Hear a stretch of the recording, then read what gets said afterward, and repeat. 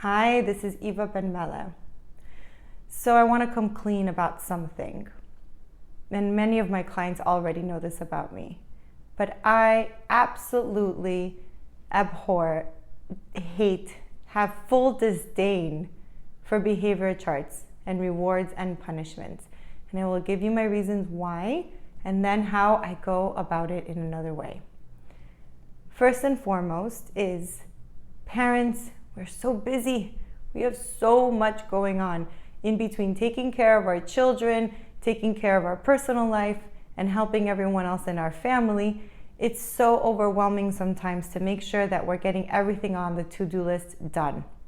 Why in the world would you add more work to your life by creating behavior charts and shopping for those cute star stickers or whatever stickers you want and trying to come up with the exact behaviors that you need to be focusing on instead of all the other behaviors that are happening in your kid's life when you already have so much to do? Why? I don't understand. It's more work. You have to put it somewhere where it's visible. The child has to know exactly what's up. You have to know what to look for. Most behavior charts anyway are a disaster because they are so general and it doesn't make sense to the child or to the parent, and they're already starting off on the bad foot. So that's my first reason. It's too much time put on something that in the end doesn't work out well. Number two, and probably more important, when we become parents, we are undertaking a role of trying to raise children and later adults who are some sort of way a productive and meaningful part of our society. And when we go about it, we have to really decide what type of child do we want to raise. Do we want to raise a child that looks out for himself and herself as well as the well-being of others?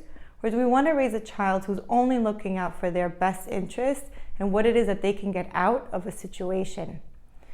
When it comes to behavior management, I don't believe in altruism because we're always looking to get something out of any interaction that we have.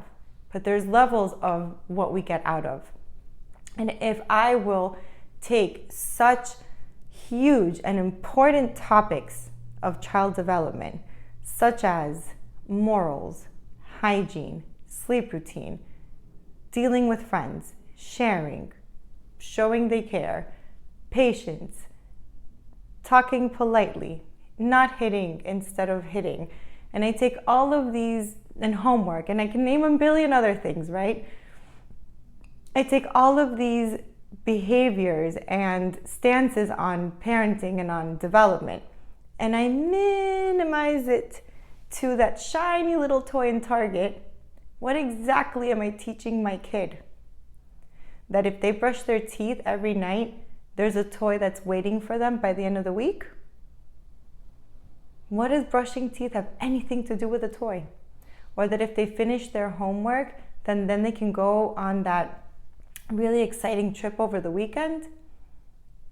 Now, if you're saying you want to teach them time management, then we're talking something else.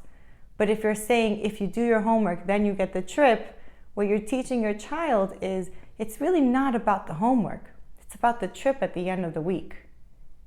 And then the next time there's homework, it'll not be about homework. It'll be about whatever else is coming up afterwards.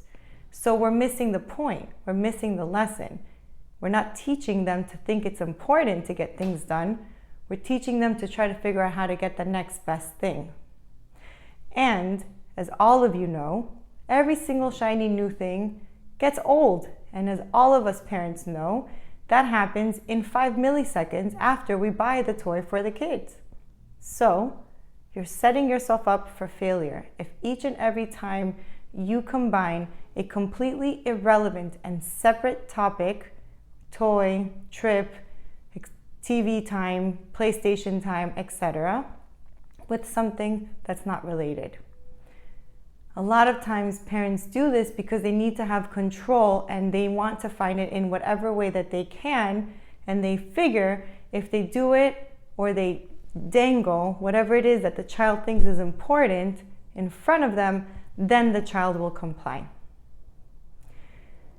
And these are the same parents who would like their children to be determined, outspoken, and independent, which is ironic, because if we feel the need to dangle what we think or we know our kids really find important as a means for them to comply, we're essentially teaching them to put aside their own desires for the sake of following the rules.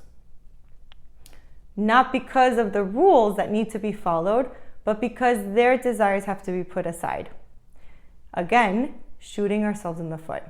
So as you can see, there are three main reasons why I'm very much against behavior charts and rewards and punishments, because it's a terrible means to not reach the end that you would like with your child. In my next video, I'll explain what to do instead.